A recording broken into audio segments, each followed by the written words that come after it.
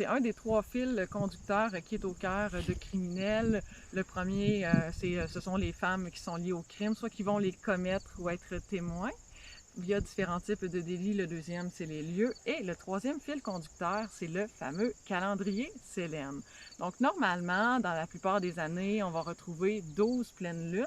Mais une fois à toutes les 4 ou 5 ans, il y a 13 lunes dans une année qui va toujours se retrouver à la fin d'un mois. Donc, par exemple, on pourrait avoir 2 mois de mars avec une pleine lune qui serait au début du mois de mars et une autre à la toute fin.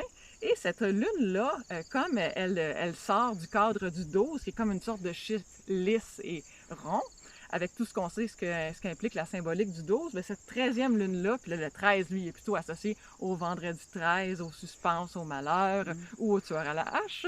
Cette 13e lune-là est qualifiée de lune perdue. Et c'est un nom qu'on trouvait assez inspirant et joli aussi. Et puis on s'est dit, mais là, si notre crime doit s'infiltrer lunairement dans plusieurs années, ça nous prend une lune perdue. Et dans le cas de criminel, le tout dernier texte, qui est Nepenthes, donc avec le 13e, à la fin du mois de mai, nous avons une 13e lune qui se retrouve dans le recueil. Alors, nécessairement, dans les 13 nouvelles, on a ce personnage de la lune, on a cet éclairage-là dans le crime à un moment donné de l'intrigue.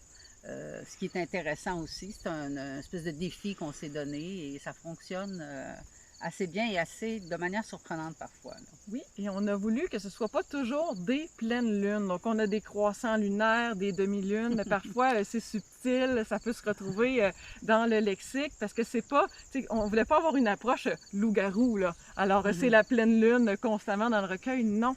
Parfois, la lune, elle est même absente dans certaines nouvelles, mais c'est son absence qui va jouer un rôle dans quelques-uns des cas. Et puis, on s'est beaucoup amusé. Donc, croissant de lune, demi-lune, pleine lune, lune absente. Et donc, criminel, si on avait donné à y donner un sous-titre, ce serait ça, calendrier Sélène.